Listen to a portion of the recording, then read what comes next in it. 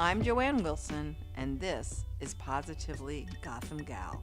Real, honest, and meaningful conversations with women entrepreneurs and their approach to life, business, and everything in between. Hi, How are you? good. How are you? I don't know. I just got back to my office after being gone out of this area for a while, and it's like it's an overwhelming situation going on right now. Oh no, why? It's just like piles of things that have to be, organized and done. Right. And it is a wild time in our country's life, but it's also a wild time in the world because it's going to be a very, very different place, I think, in a couple of years. Yeah, absolutely. I mean, it's interesting because I think so much of this was the groundwork was being laid beforehand. What are the jobs going to be for the future? What is our workforce going to look like? How are people going to go to work? All of that was a question mark, but then the pandemic completely turned it on its head. And so that's a real question where, yeah, I mean, what does the office environment look like? It certainly seems unlikely that we will return to a 5-day work week where the entire workforce is back in an office. And that's where, I mean, it's been fascinating through this process to understand when weekends became part of the norm for office workers to have off. So the 5-day work week, when that came on the horizon. But then, what does it mean now? I don't think we're going to get completely rid of an office environment because look, you and I are both sitting in offices. And I actually said to a friend this morning, I think my mental well-being is actually helped by getting out and going to the office every day, even if I sit here completely by myself. Right, right. Well, you being in a museum, that's an interesting thing because I was talking to my brother about this yesterday. He runs a very large company inside like a huge company. Mm-hmm. And they were hiring a new person he's in Los Angeles, this person's in Austin. Mm-hmm. And they said, yes, we're going to give him this person full-time gig, but isn't that a problem? He lives in Austin. And he said to the HR people, he's been doing the job fantastic for a year, never set foot in this office, right? So yeah, we have a very blurred between being in an office, being in our personal space, and work is becoming very blended into our personal lives. Yeah. Very different. So I want to talk about your museum life because, it'll be certainly interesting to see where museums change in the years ahead. So let's start with the Met. So you were at the Met for 20 years. Yes, over 20 years. Yeah. And what were like the highs and lows of that and watching the Met evolve over 2 decades? I mean, for me, going to the Met was essentially my dream job from the time I was a teenager. Growing up in the suburbs, it was part of the allure and the excitement of being in New York, and part of the excitement of the art world and what museums meant. So, as a young professional, I had been originally an intern at the Met. That's not counted into I worked there for 23 years. Not factored in that is that I was an intern before the summer between my junior and senior year, and then my senior year of college, I came down 1 day a week. So for me to get that job at the Met, working as an administrative assistant in the development office, was a dream come true. One of the things that I, as a young professional, was always intellectually curious about was how the organization prioritized things and how, as a very monolithic and seemingly conservative organization, it adapted to what was happening in the wider world and how it made changes. So for me, that curiosity drove all of my professional choices, and I brought to each position, even at a relatively junior level, I always asked of my supervisors and people I worked with sort of questions of motivation, and how the institution was prioritizing and making strategic decisions. So that curiosity I think was one that really fueled and allowed me to take on more and more responsibilities. And I think each task that I was ever given was always to understand what the management decisions were being made and why. I ended up in fundraising, not necessarily because I was so passionate about,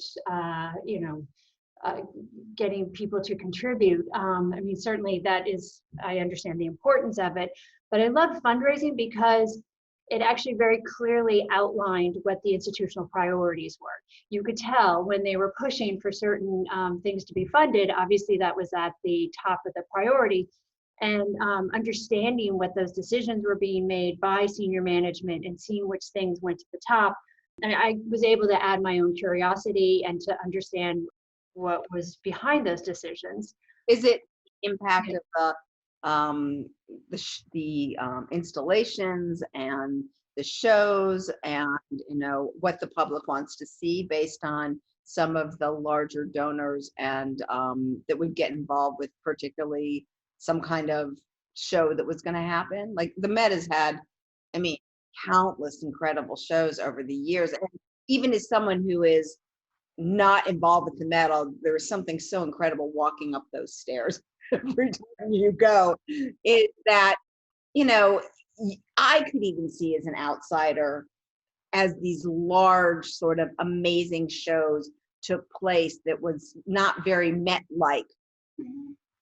Well, I wouldn't say, I mean, the Met is in a unique position in the sense that it does have a very large endowment, and it also holds itself to incredibly high standards. And so they have the ability to set the tone for the entire art world. And honestly, they do an incredible job of actually not playing to certain donors or constituents.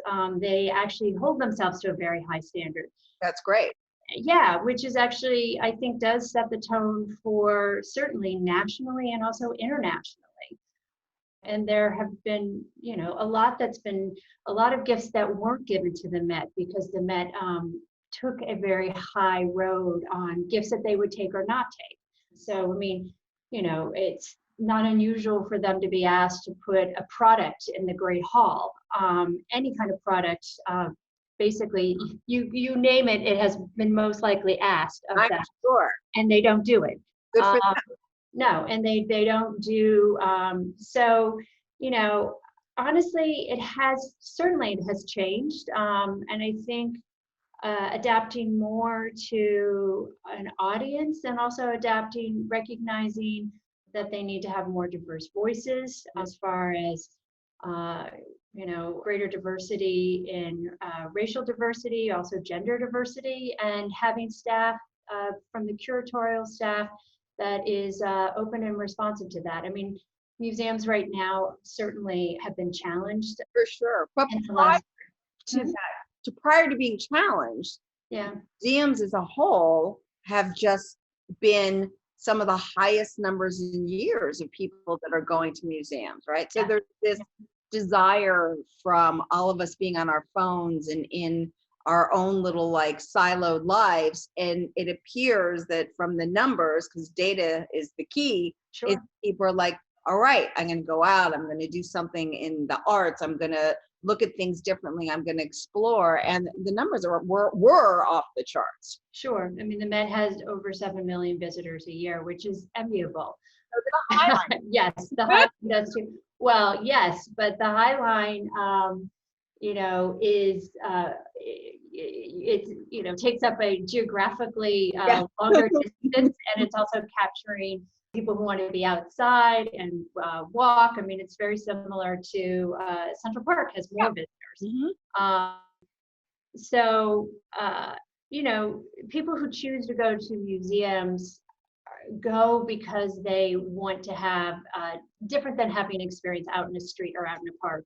You go because you want to see the art and learn about it, or appreciate and enjoy the experience. And when you cross into that world, there's assumption about how you're going to behave, and it's, to a certain degree, I think that museums have to react and respond to an audience right now that has a different viewpoint and be able to adapt to that. I mean, I went to the Broad, and they had that show that was curated. It was basically Black artists over a period of time.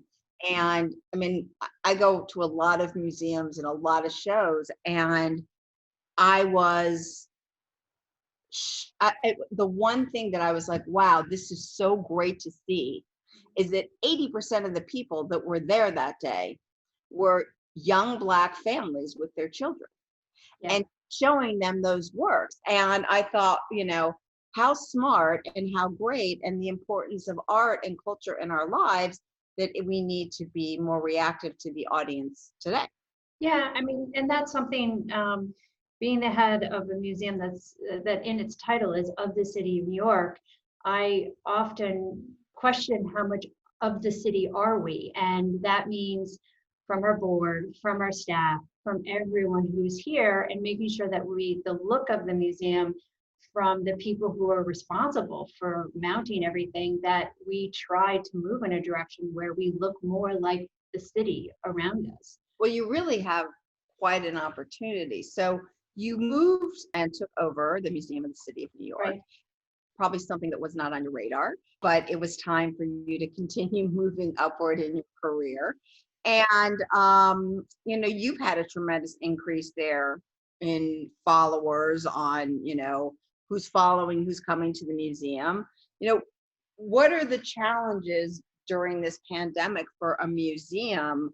And as we are seeing the beginnings of, we're going to have so many vaccines at one point that we will all be vaccinated, and we'll have this in a city that is so extroverted in general, who's dying to get out there. What are you talking about, and what is the museum's going to look like in the future? Yeah, I mean, I think we've certainly been through a period where all of us have retreated into our homes and spent, as my teenage daughter likes to say, an unusual amount of time with our family. For sure. And, while there's been some incredible experiences for that, I do think that as we see the infection levels dropping in the city, we are going to start to see, and more people being vaccinated, we are going to start to see that people want to get out and want to return to a life where they are able to move around the city more freely and feel greater sense of comfort. I don't know, I certainly don't think that we're going to return to normal. It's going to be a new normal. But for us, I think trying to, show people that that the New York has something to celebrate, and something that there's incredible resilience in the city and incredible creativity. So we have an exhibition on right now called City Game about basketball, and about how being able to play in basketball, there's 1,800 courts in this city, all over. You can't go a block without seeing a basketball hoop. It's really amazing. Yeah, and how much it's a part of our parks, our sort of school playgrounds. You see it everywhere. And it's the quintessential urban sport because you need sneakers. They don't have to be super fancy sneakers. You need, a rim and a ball. That's it. And you can have, one person, 4 people, a full team. And it's the sort of, it's the easiest thing. You can play casually or much more seriously, like they do at the Cage at West 4th.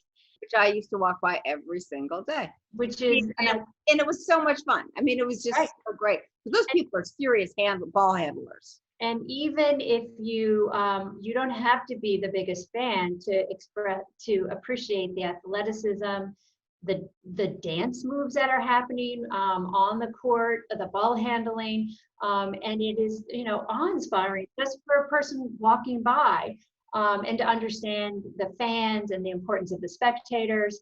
You can get that on West 4th. You don't have to go into Madison Square Garden to see that. Well, which is the best part of the city, right? Exactly. So you have access to all this stuff, which is this archive of our city and to highlight historical and things today too. Are you, as you're thinking about the museum as a cultural institution moving forward, as we've been zooming, are you seeing that maybe we should have particular installations that will not be in this particular building, that Yeah. they will be in other places of New York City, that will bring the installation to them? What is those kind of conversations? Yeah, I mean, we've certainly talked about the idea of pop-ups or satellites, especially as there's more available empty space in the city. Nothing has really come to fruition right now, but we do have some ideas that we're sort of kicking around. Also, the city is 5 boroughs, and recognizing that while Manhattan dominates so much of I guess, on a national level, the perception of New York, with Brooklyn very close behind. Very close. But, and obviously, Brooklyn, I think, from the international tourist perspective, also has a glamour and excitement to it for having a rich culture. So, but recognizing that we're a 5 borough city, what can we do to capture all 5 boroughs and the incredible rich stories that exist? So, yeah, we do think about some programming offsite. All of our programming, even in the main building, captures the 5 boroughs. But thinking about continuing to have a digital presence too, because we opened this fall an exhibition called New York Responds, which highlights how New York has dealt with the first 6 months of the pandemic. We are updating it so that online you can see what happens up to the year anniversary. So that gave us the ability to think about what's physically in the building, but then being able to digitally update it for the year anniversary. So I think that that's also something where, how we program is different, and that will stay around for a while. So there's the idea of doing things offsite, but then also still remaining very strong digitally. And that will be interesting to see. I think one of the things is, as we see audiences return, are the first people who come back potentially could be those who are vaccinated. So would it be people who are over 65 and possibly teachers? And then how do we see different segments and their comfort level coming back? But then, how much of a digital presence do museums still stay? And I don't think that's going away. I think that's going to stay for a while. There was a young man who did this installation near Union Square at the beginning of the pandemic, and you could go down there and you would take your picture with a mask. And it was such a great concept. He was there for a couple weeks, and you can make your appointment, go down and be part of this book or whatever it is he's going to be. And as I think about the city of New York and the museum, and you are in so many different boroughs that you're representing, those cataloging, those pictures, those historical moments of New York. So in Paris, at the park, in one of the things they do, I'm having a complete blank on the name of the park, is every summer, I believe it's one of the large media channels, and they do an installation of all these amazing photos that wrap all the way around the gates. Wow. So you can see them at night, you can see them during the day, they're there 24 hours, and it represents all of these pictures of things that have happened in Paris and France, depending on, what the particular photo is. And that you can just see that as you're strolling by that neighborhood. Right. It's so powerful.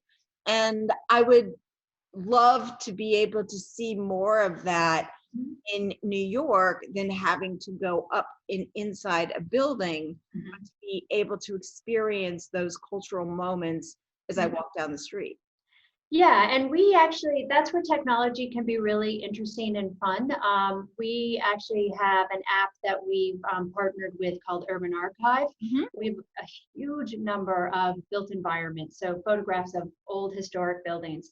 And they've geotagged those so that if you open up the Urban Archive, And there's many organizations, New York Public Library, Brooklyn Historical Society. It's great because we've all joined together this one app, which makes it stronger and better. Sure. And so you can open up the app and you can actually even get alerts as you go around the city.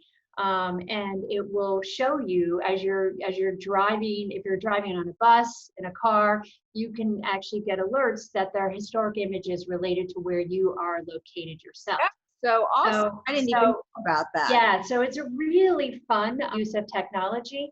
We also have tours on there, so you can take some of our walking tours on Urban Archive that have historic images and tell you different sites. You know, we've also are on another podcast that we've done with the historian Kevin Burke. It's called Your Hometown, which is actually coming of age stories by notable New Yorkers. So when they were 12 or 13, stories from, New Yorkers who talk about what New York meant when they were young. So we have Daryl McDaniels of Run DMC, Sigourney Weaver, Al Sharpton, just a huge number of people. And I think that kind of podcast is fascinating and interesting because, you know, on a national level, a lot of people don't think of New York. They think of it as a place you go when you're in your 20s to sort of, you know, build your career. What they don't think about is what was it like to be, a preteen or a teenager in New York, and what was that experience? And that there are people who, you know, are famous and well-known who are lifelong New Yorkers, but who, you know, had spent their formative years in the city, and they didn't have, green grass and yard when they grew up. And what was their experience like? So I think it's sort of, that's another way that we're telling these stories actually across the country. I love that. Yeah. So, I mean, and that, I think it's an interesting thing because technology allows you to make these stories go bigger and wider. Yeah, right. And, you know, I think it's interesting from a programming point of view for us to think about New York as a brand that is recognized around the world as a symbol of optimism and hope and ambition. Yes. And by the way, if it was a country, it would be the 11th largest country in the world. Yeah, and it's known as a place where if you're talented and want to prove yourself, you come here. And talented people want to be with talented people, and because of the creative forces and energy that come out of that. Mm-hmm. Which is why New York is going to always be resilient and always come back after these challenging times. I agree. So that's not going to go away. And that for us, we can produce content in a digital way that appeals to people internationally about the urban existence and what does it mean to live in such a dense, crowded city, but has huge economic drivers and has tremendous creative forces. And people are curious about that around the globe.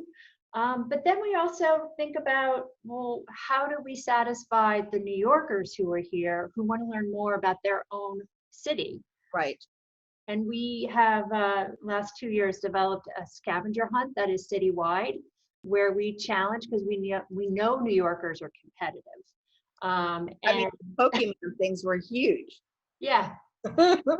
So we started this scavenger hunt, which is a fundraiser for us, but we also know that we love New Yorkers to get out and compete with each other on their knowledge of the city and their knowledge of the history of New York and for bragging rights.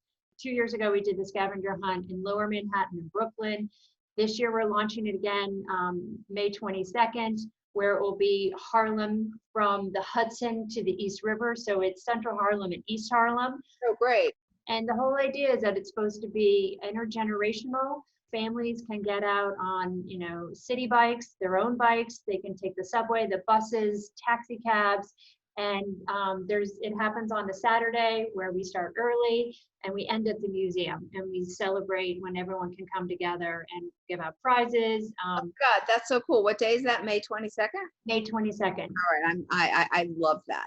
I mean, so you are definitely, as the head of this museum, thinking about the importance of, shaping a museum to help create a more equitable city and more knowledgeable about our city as a whole.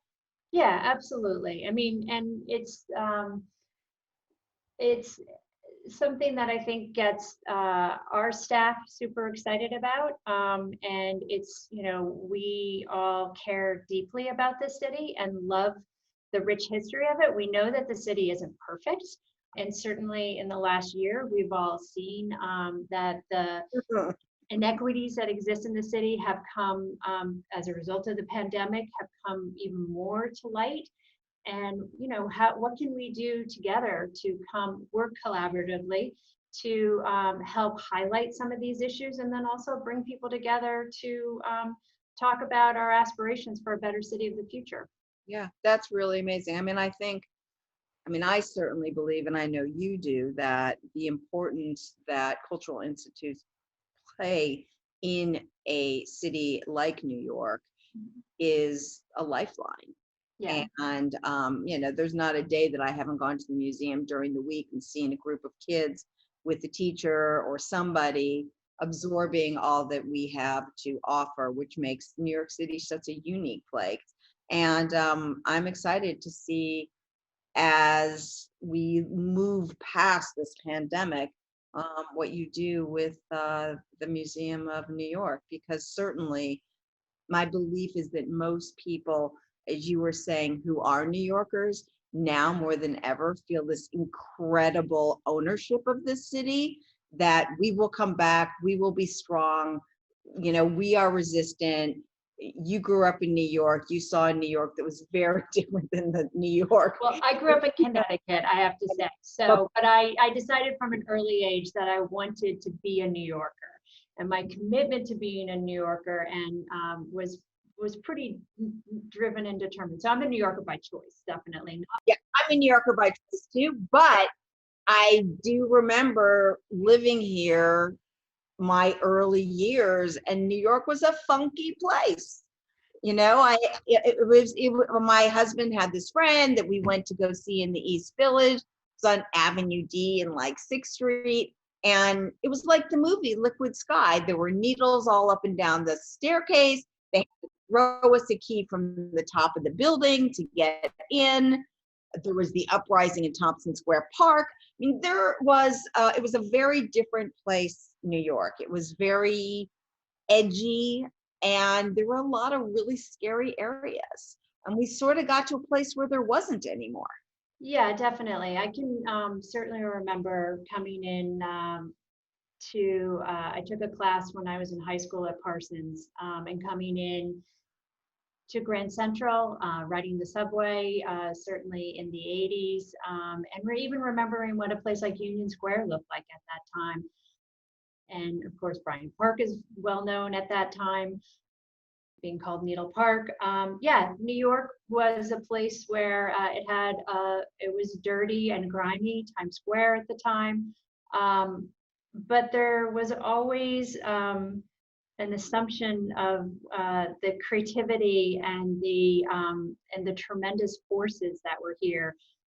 And I think that's one of the reasons why something like the Broadway, even though you had Times Square being someplace that had sex shops and was dangerous, you still had tremendous creativity that existed right there. We are doing an exhibition called New York New Music, which is the music scene from 1980 to 1986, which is the time that we're covering. And it's amazing the forces that existed with Madonna coming of age, Cyndi Lauper, but then you also have LL Cool J talking about the rap music on the time. And I'm excited as we come out of this pandemic to be able to open an exhibition on music of the 1980s that shows the sort of downtown and uptown scenes and the combination. You get Fat Five Freddy, partnering with Blondie and Debbie Harry, and seeing those kinds of forces coming together in a pretty dark period of New York coming out of the 70s. But I still felt so lucky to be here. Absolutely. I mean, that's why I wanted to come to New York. I knew you had to be tough.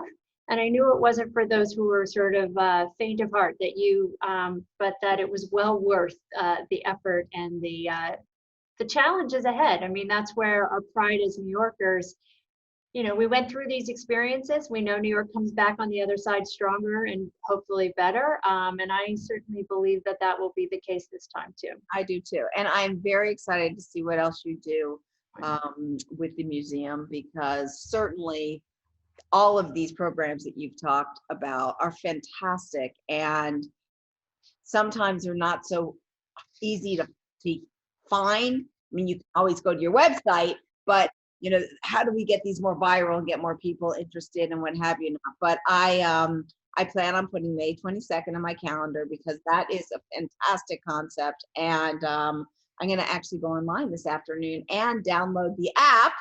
From an archive. Yes, exactly.